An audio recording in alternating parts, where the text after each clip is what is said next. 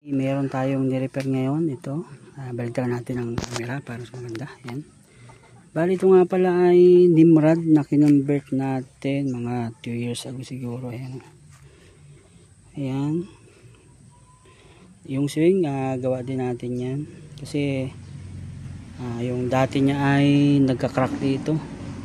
Tumalsik. Ginawa natin T6. Ayan.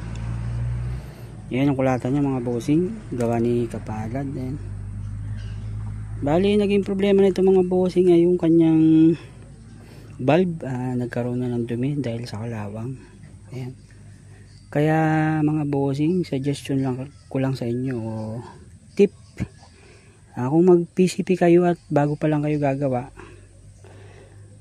mas maganda ay mag T6 na kayo, T6 receiver or stainless mga bossing. Pero kung existing na yun yung papakonvert nyo sa mga nagko-convert, okay lang naman. Dapat lang talaga may maintenance pag bakal.